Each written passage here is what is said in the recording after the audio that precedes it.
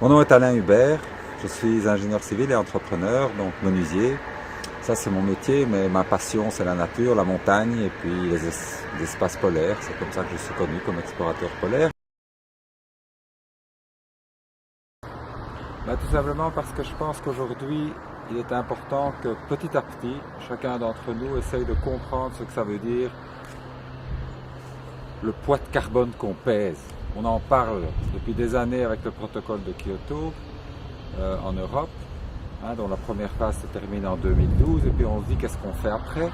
On commence à découvrir, puisqu'on en parle de plus en plus, que finalement réduire les émissions de CO2, c'est pas que l'industrie, c'est aussi la façon dont on se déplace, comment on habite, l'électricité qu'on consomme, et puis on voit que finalement ça nous concerne beaucoup plus que ce qu'on imaginait. Mais on ne sait pas très bien ce qu'on doit faire et on ne sait pas non plus si on fait quelque chose, ça sert à quelque chose véritablement.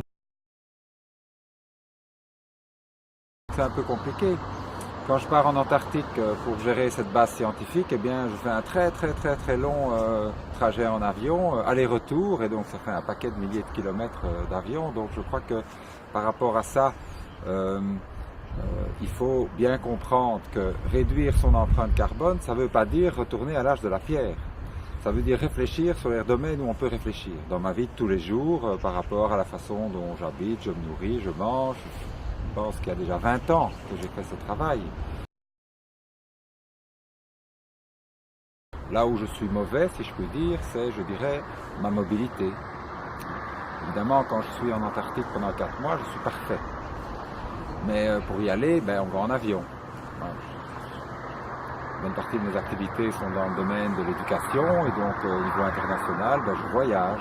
Donc j'essaye de faire attention, mais je voyage. C'est ma vie personnelle, voilà, où j'habite, comment mon bâtiment est isolé, ce que je mange évidemment, voilà, mon attitude générale de consommateur. Je pense que ça a un sens, ça tombe dans mon actualité évidemment d'une façon particulière puisque je pars 4 mois en Antarctique. Donc voilà, mais je pense que une démarche comme celle-là, elle ne doit pas se faire sur 6 mois et se dire et après ça je fais autre chose ou je m'en fous. Non, pour moi c'est aussi la volonté d'accorder un petit peu plus d'importance à mon empreinte, à mon poids de carbone donc, et je compte me référer à cet outil dans le futur d'une façon individuelle pour voir ce que je peux améliorer et puis aussi pour m'habituer de plus en plus à cette idée que j'ai exprimée qui est quel est mon poids de carbone dans mes activités.